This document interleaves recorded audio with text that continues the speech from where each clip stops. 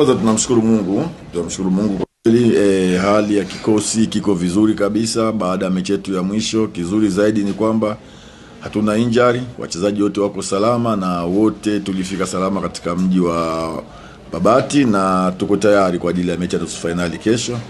Tunajua haitakuwa mechi rahisi, lakini lengo letu ni kucheza finali. Kwa hiyo pamoja na ugumu wa mechi utakao kuwepo, lazima tupate matokeo kwenda kucheza finali.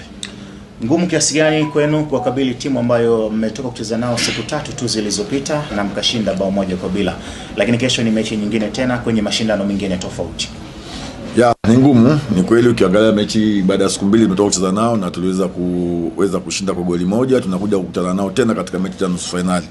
Mchezo wa kesho ni mchezo tofauti kabisa na mchezo uliopita. Mchezo uliopita ilikuwa ni mchezo kutafuta pointi 3 muhimu.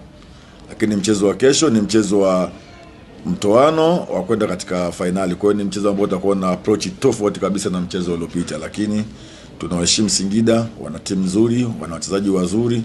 Pamoja na ubora wao, tunahakikisha tunashinda na kwenda katika hatua ya finali. Waandishi wenzangu, karibu. Asante mwalimu. Ndani ya siku 7 mechi 3 ambazo zina uzito wa hali ya juu, kwa maana tangu tarehe 25, tarehe 28, kesho tarehe 31, ni siku 7 ambazo zimekamilika. Na mechi zote ni mechi za kimaamuzi. Tumeona kwenye mechi 2 ambazo zimepita kufanya rotation yote kwenye kikosi cha kwanza. Mechi ya kesho pia ni mechi nyingine ngumu. Tutegemee kuona mabadiliko ya wachezaji ndani ya kiwanja, lakini pia msimu huu umetueleza kwamba mpo katika ujenzi wa timu. Katika ujenzi wenu wa timu tunaona mmefika mbali zaidi, kwa maana ya mpaka hatua hizi ambazo mmefika nusu finali kuelekea finali. Ni kweli kama ulivyosema kwamba ratiba ngumu ndani ya mechi ya siku 7, mechi 3, na siku zote nimesema kwamba hakuna mwalimu ambaye anapenda ratiba ya namna hiyo, lakini ndio hivyo. Kwa hiyo tumeamua kuifuata. Swala la rotation ni swala la maamuzi ya benchi la ufundi. Kitu kizuri kwetu sisi ni kwamba kila mchezaji yuko vizuri na kila mchezaji yuko kambini kama nilivyosema, na wote tuko hapa. Kwa hiyo tuna mazoezi ya mwisho leo kabla ya mchezo wa kesho. Kwa hiyo benchi la ufundi litaamua ni nani ambaye atakayekuwa katika mchezo wa kesho.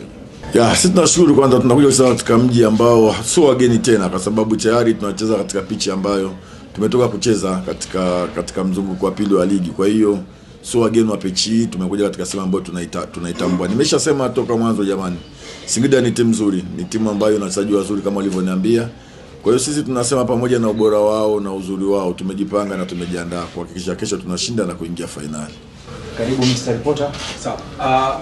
Swali lako nafikiri linakuja pamoja na mwandishi mmoja aliuliza hapa kwamba tunajenga timu tunakwenda kwenye ubingwa. Kwa kweli tulikuwa tunajenga timu msimu, lakini malengo yetu pamoja na kujenga timu, benchi na wachezaji, tulijiwekea malengo kwamba lazima tuhakikishe tunapambana kupata makombe haya 3. Lakini tayari moja tumekwisha lipoteza na tumepoteza katika hatua ya finali, lakini bado tuko katika race ya NBC League na tunaendelea vizuri, na leo hii tunatafuta ile njia ambayo kwenda kutafuta ubingwa wetu katika ile kombe la 3 tulilolisema. Kwa hiyo tumejipanga kuhakikisha basi tumekosa moja, basi haya mawili yaliyobaki tuweze kuyapata, na sio kazi rahisi, lakini tumejipanga pamoja na ugumu utakaokuwepo tuhakikishe tunayapata haya yaliyobaki mawili.